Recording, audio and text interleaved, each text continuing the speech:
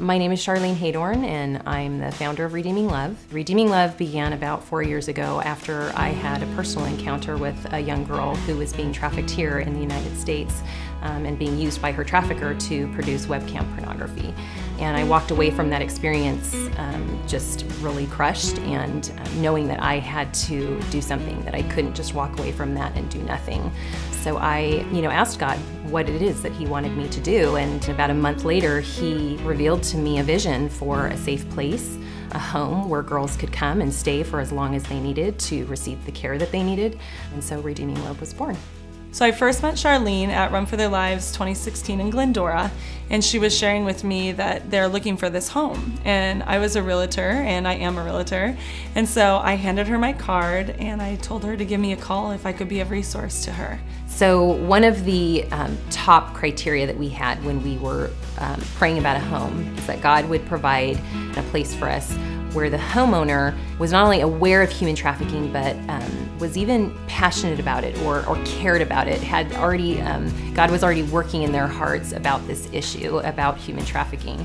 So when Charlene and I first met for our lunch, I knew we were going to be going over what she wanted in this home. And after I left that lunch, I went back to my desk, and first of all, I prayed a lot because I didn't know how this was all going to come about. And then, I go into my computer and I started my search. And at that point, it just didn't seem like this was going to happen, and I didn't know how to tell her that.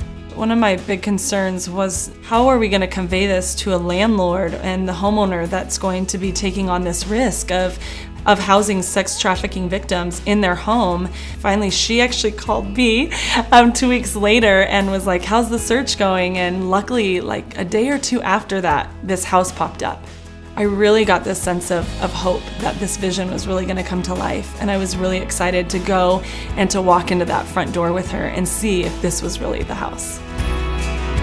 I remember walking into the house, and I just knew everything about the location of where this home was would be such a tranquil, perfect place for the girls that we were going to be serving. I called the agent up, and that night she set up an appointment with the homeowner, who was going to be the landlord, at 6:30, and we were going to meet her there. And so we showed up at 6:30. We took a couple board members with us. I remember praying on the way. We stopped on the street and we prayed in the car. So, we met with the homeowner, and she was actually showing some other clients the house. So I was a little nervous, like, oh no, there's more people. She came down and asked us, can you